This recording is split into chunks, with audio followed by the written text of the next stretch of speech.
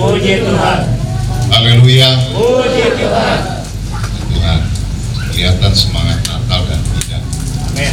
Kelihatan yang lesu dan tidak. Nah, puji Tuhan, malam hari ini kita bersyukur kesempatan saya pada hari Natal yang pertama seperti ini. Natal tahun 2020 di masa pandemi ini. Terima kasih untuk kepercayaan yang diberikan para setempat. Saya dapat menyampaikan bagi berkat kebenaran firman Allah dan bersyukur tahun ini orang melihat itu sebagai tahun penderitaan, tahun yang sulit, tahun yang pandemi. Tetapi buat anak Tuhan, kalau saudara masih duduk di sini, kalau saudara masih diberi kehidupan, kalau saudara masih menikmati makan pakai cukup, sehat, kuat, fisik yang prima, sejahtera, saudara jangan lihat pandemi atau tahun ini, tapi saudara lihat kebesaran. Saya katakan pada jemaat, jangan lihat kondisi yang ada, lihat kebesaran Tuhan. Maaf, saya tidak pakai masker karena tadi begitu saya pakai masker nyanyi saya mau pingsan. Mohon maaf ya, berbeda apa-apa silakan ya, tapi saya jujur tidak bisa ya, tidak bisa pakai ya, jadi kita bersyukur apa yang Tuhan izinkan, apa yang Tuhan luaskan buat kita sampai pada malam hari ini. Nah, malam ini saya mau bawa saudara Natal itu bicara lingkungan hidup dan kepentingan. Natal saya angkat tema lingkungan hidup dan kepentingan. Kita tahu waktu Yesus datang ke dalam dunia ini, lingkungan menolak, amen. Lingkungan menolak, tidak ada tempat dan sebagainya. Tetapi dengan kehadirannya, kelahirannya, kenyataan itu, kepentingan banyak orang untuk menuju kepada kehidupan yang kekal, keselamatan hidup yang kekal, itu terjadi. Kalau Tuhan hanya mau berfirman, ya, dia berfirman, dia katakan jadi, satu kali jadi langit bumi dan segala isinya. Dalam kitab Kejadian pasal 1 itu 21 kata jadi, maka dunia ini yang kita diami ada. Malam ini saya angkat dalam firman Tuhan ayat yang tidak asing tetapi menjadi titik pusat perhatian kita di dalam Filipi pasal 2 ayat yang kelima. Filipi pasal 2 ayat yang kelima.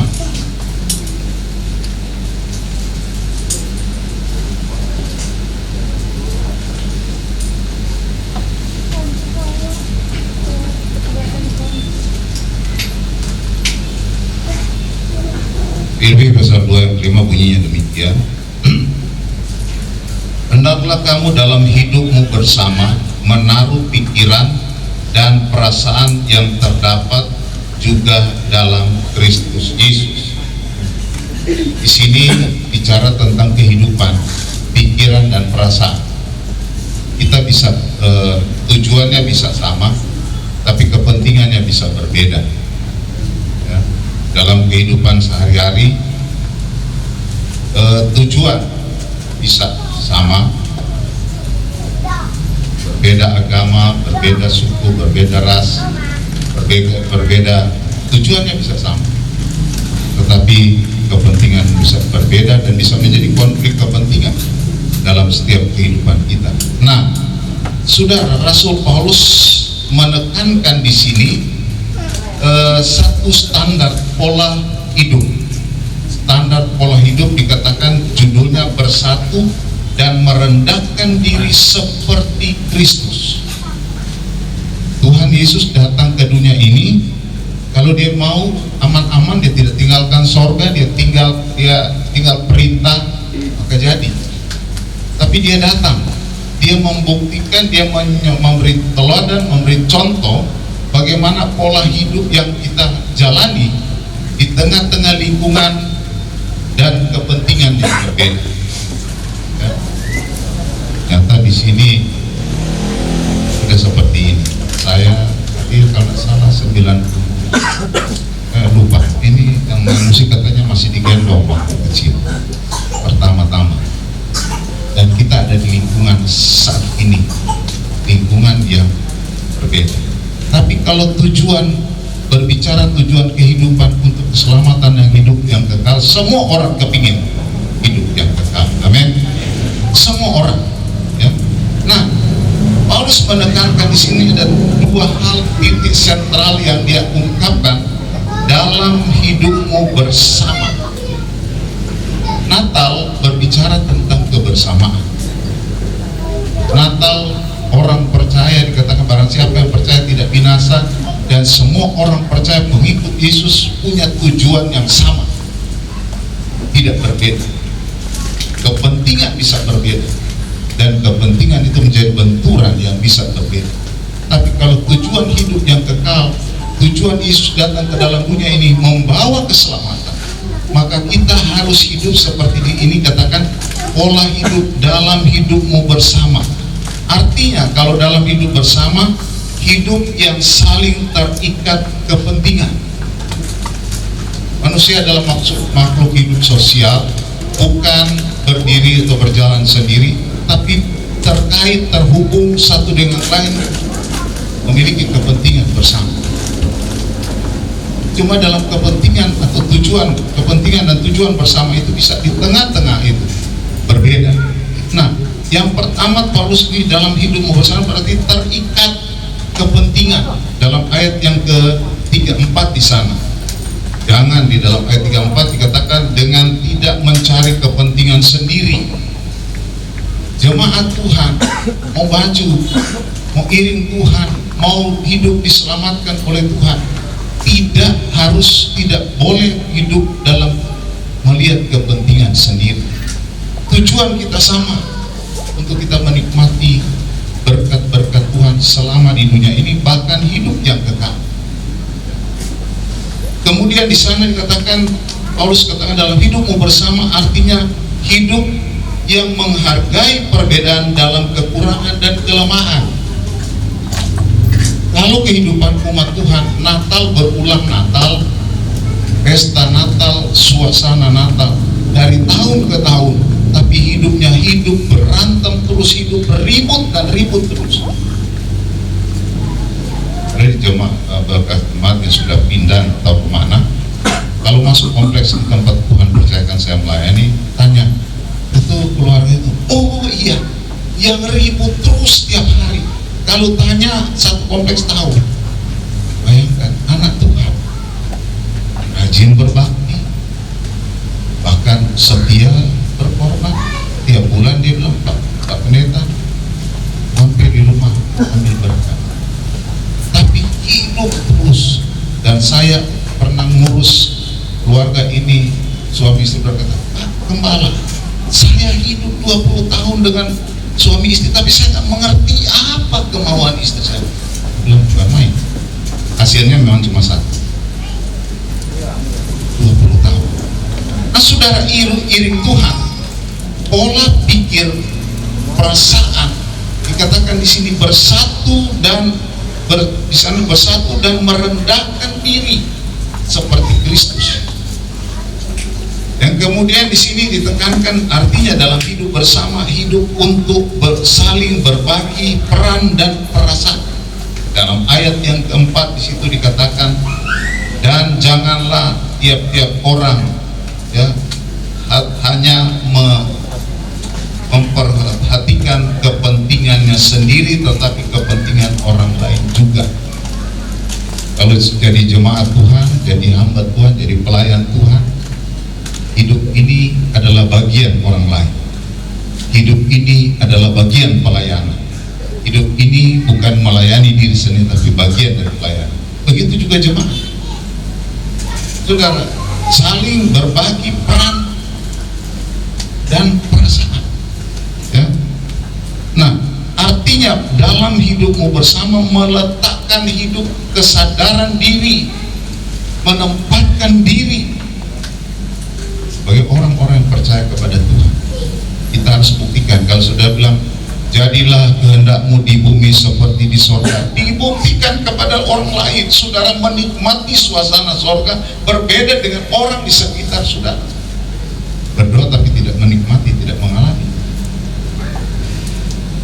Dalam hidupmu bersama.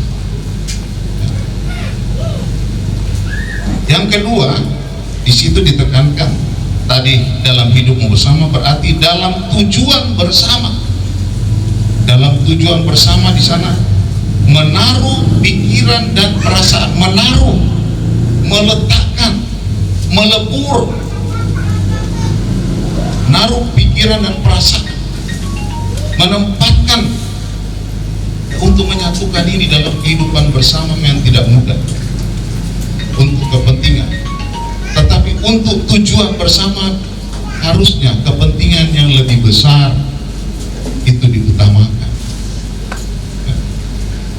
Biasanya di dalam perkawinan selalu itu dibacakan. Apakah kamu mencintai waktu susah, sakit, senang dan sebagainya? Tujuannya supaya kehidupan berbahagia. Tapi di situ ada selipan pertanyaan, ada selipan kata-kata. Apakah engkau mencintai istrimu, suamimu dalam susah, senang, kaya, miskin dan sebagainya? Ada orang hobi bola, ditanya dia masih Piala Dunia, sementara bangun pagi-pagi dia mesti jadi mempelai pria. Ditanya pendeta, tanya apakah dia bola Belanda, saking dia hobi Belanda, hobi bola, favoritnya Belanda nih. Ya, apakah engkau ya Belanda? Ya, bukan, ini ditanya.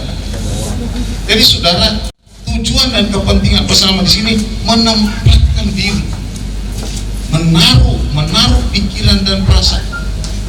Kalau menaruh pikiran dan perasaan, tahu orang lain, kalau engkau disakiti seperti orang lain, saudara tidak mau disakiti seperti orang lain disakiti. Saudara tidak mau orang lain dihina seperti saudara dihina. Saudara tidak mau orang dibully, dijatuhkan seperti orang lain dijatuhkan. Tujuannya pola pikir. Ya, di sini katakan bagaimana kita menempatkan pikiran dan perasaan. Ada orang baperan. Orang Manado bilang cuma lihat-lihat ini, siapa nggak lihat? Apa nengok? Nggak ngomong apa-apa, cuma nengok, cuma lihat. Apa lihat? Baper. Padahal Alkitab taruh pikiran dan perasaan. Barangkali orang itu memperhatikan karena ada perbedaan, tapi itu menarik perhatian. Saya mendapat pendamping lain suku, lain agama, tapi bisa menyatu dengan satu tujuan untuk berbahagia. Jadi pelayan Tuhan. Oh, kalau enggak Tuhan satukan cuma lihat perbedaan, enggak jadi, enggak bakal jadi. Orang Manado, orang Jawa makan ayam rica-rica pingsan. Wah, begitu makan pingsan. Angkat Pak ke klinik. Saya bilang, wah ini tidak jadi ini. Ternyata itu ujian kesabaran, ujian untuk mencapai tujuan yang lebih baik. Anak dari seorang haji sekarang mendampingi sebagai ibu gembala, berdoa untuk keluarganya. Lama dibuat, berbeda tujuan, berbeda kepentingan, tapi pada satu saat mereka mengakui itulah orang yang terbaik. Kenapa saudara? Kita memiliki pola bersatu dan merendahkan diri seperti Kristus. Selanjutnya dikatakan perasaan terdapat di dalam Kristus. Artinya perasaan terdapat di dalam Kristus.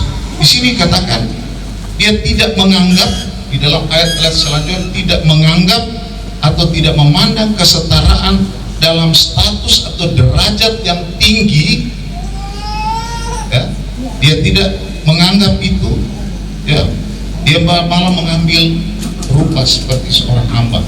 Kalau saudara melayani, kalau saudara berbuat, kalau saudara melakukan sesuatu, menganggap saudara melayani dengan hati yang seorang pelayan. Saudara tidak menanti seorang, tidak menunggu penilaian. Saudara tidak menunggu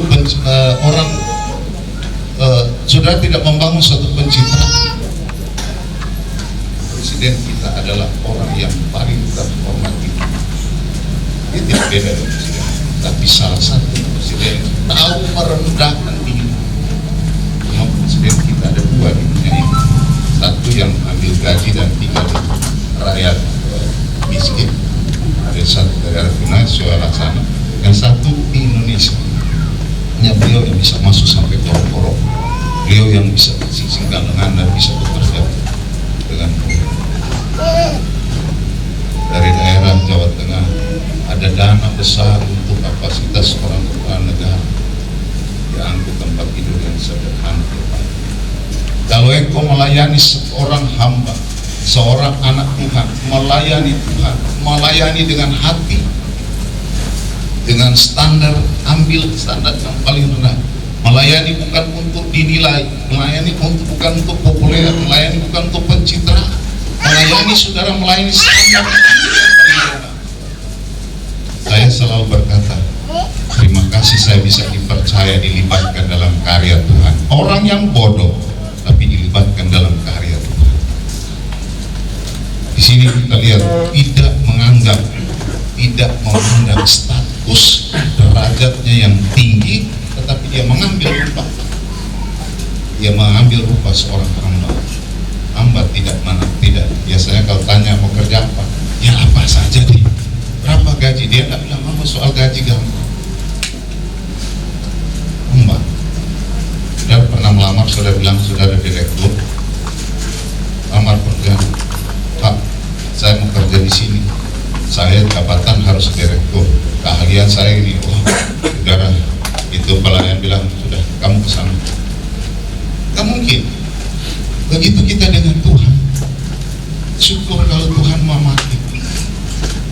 Ya, saya bilang jemaat Tuhan di Tuhan percaya saya.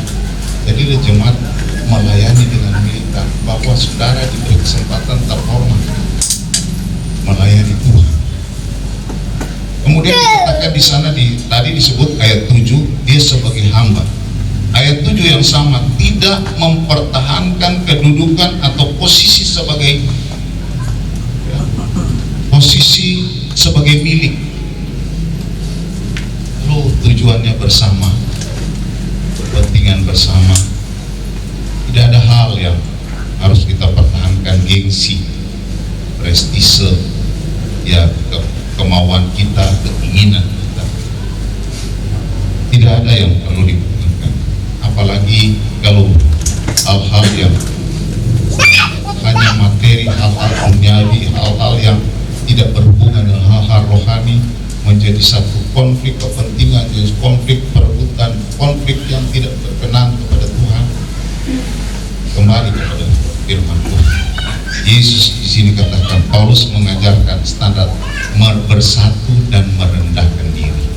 Saudara, kemajuan kalau kita bersatu dan merendahkan diri. Ya, di tengah-tengah dunia bangsa kita mungkin umat Tuhan yang dianggap mayoritas, tapi buktikan kalau saudara selalu berdoa, jadilah kehendakmu di bumi ini seperti surga. Buktikan pada orang lain, buktikan kepada orang lain melihat perbedaan. Saya punya keluarga seberang, ya tokoh-tokoh sudah pergi ke tanah suci, tapi belum pergi ke sana. Tapi satu saat ada tempat yang paling indah. Kami belum pergi ke sana. Bahkan kalau pulang saya dibawain air suci, oleh-oleh dengan segala macam dari sana. Tetapi puji Tuhan, ada satu kesaksian saya selipkan sedikit dalam perebutan harta. Ini perbedaan kepentingan. Kebetulan ya Tuhan percayakan keluarga memiliki harta dan ini akan dibagi. Ibu pendamping saya sudah melompat, sudah ambil jalur berbeda. Waktu di notaris, perbedaan di meja notaris, seluruh keluarga kakak beradik berderet pun ditanya, sudah pindah jalur, kamu tidak dapat apa-apa. Malah katakan, saya sudah memiliki sesuatu yang lebih baik. Oh, dia banyak harta, dia punya budal di daerah di Sulawesi Utara, punya tanah, punya kebun, dan kita sudah memiliki yang lebih baik. Saya buktikan, kami buktikan, mereka hidup diberkati, kami lebih diberkati. Mereka hidup damai, sukacita dengan materi, kami lebih diberkati dengan damai, sejahtera yang tidak punya bisa sama dengan punya ini. Kenapa, saudara? Kami bersatu untuk melayani pekerjaan Tuhan. Kami sudah mendapatkan satu mandat mengerjakan sesuatu. Nah, lingkungan hidup itu bergantung bagaimana saudara menciptakannya. Kalau saudara bilang lingkungan itu neraka, ya neraka. Kalau saudara ciptakan dalam keluarga satu kehidupan yang konflik, ya konflik. Tapi kalau kehidupan saudara bilang Natal itu damai sejahtera buat saudara, setiap Natal saudara alami sesuatu perubahan. Hidup ini adalah anugerah Tuhan. Yesus tidak mempertahankan kedudukan atau posisi sebagai hak milik.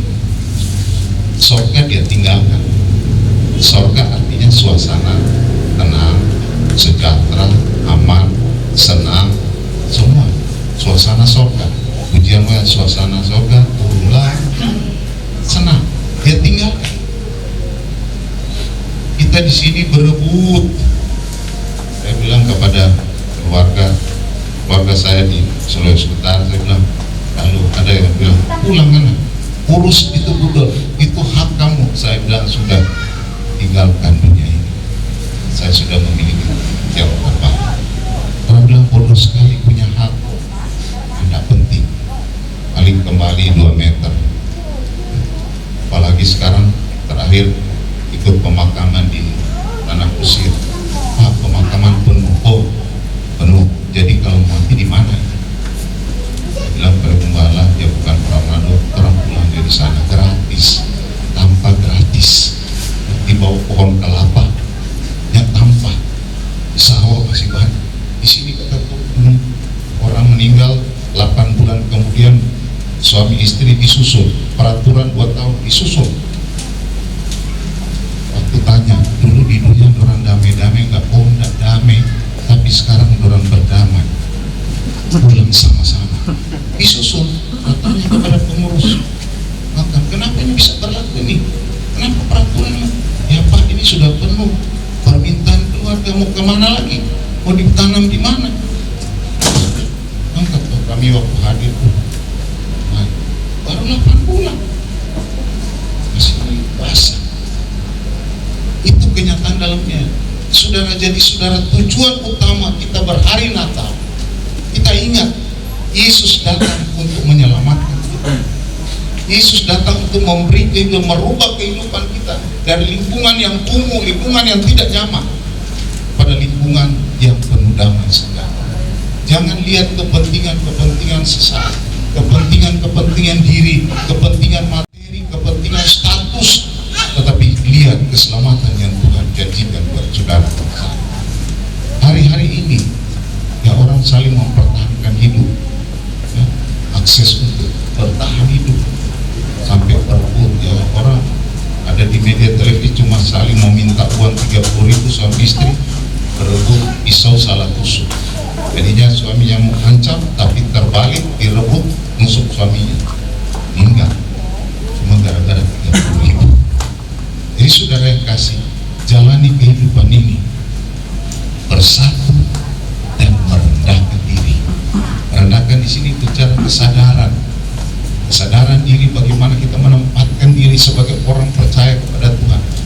Kalau saya berdoa kemarin, saya berdoa ada orang masuk rumah sakit, saya telepon, saya bukan jemaat, orang luar, dia tidak berjemaat tapi ada kenal, ikut partisipasi menjadi donor, menjadi pendukung pelayanan Pinang Sarpat, dan kemudian satu keluarga dan DBD di rumah sakit. Tanya COVID bukan DBD. Sekarang angkat telepon dan berdoa. Saya bilang bersatu di dalam doa, tapi bersatu jangan bersatu cuma karena mau berdoa, tapi bersatu meminta rahmat dari Tuhan untuk kemudian lewat peristiwa ini semua keluarga untuk maju iring berdoa. Besok dilaporkan, Om sudah pulang, puji Tuhan. Kemarin ada satu ibu masuk rumah sakit, dari rumah sakit telepon, apa jadinya? Om lagi tunggu swab katanya, swab belum ada. Oh, kalau swab ini dapat ini antara 2 positif dan negatif. Kalau positif di karantina 14 hari. Saya bilang, waduh, 14 hari. Situ saya bilang, pegang telepon, saya bilang, dalam nama Yesus swab itu negatif. Betul, jam 2 tiba, jam 3 tiba, swab itu negatif. Ini setelah di endoskopi, teropong dan sebagainya, tidak ada hal yang serius di dalam. Tidak ada hal yang serius. Dia bilang, Bu, mau kurangi asam-asam. Ada sariawan, kata sariawan khusus. Oh, sariawan baru saya tahu, bukan di mulut saya khusus. Sudah sariawan khusus, berarti Tuhan ingatkan, berhenti sedikit tuh kuliner kan? Jadi berhenti sedikit kuliner. Lebih baik tujuan utama kita melayani apa yang Tuhan mau kita kerjakan. Bersatu untuk maju, bersatu untuk melayani, bersatu untuk kemuliaan bagi Tuhan, dan Tuhan memberkati kita. Saudara, terima kasih. Di sini kita dia melepaskan surga, dia melepaskan suasana nyaman itu.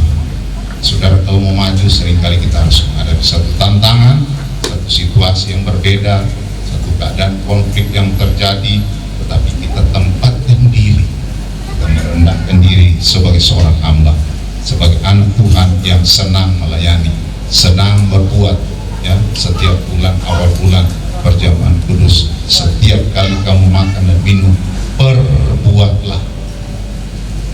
Jika kita ingatkan pengeran, perbuat itu 2 kali, perbuatlah.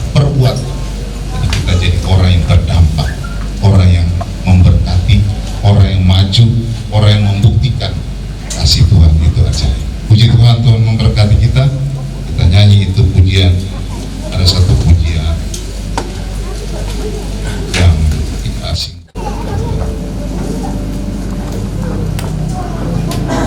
Hidup ini adalah kesempatan Tuhan.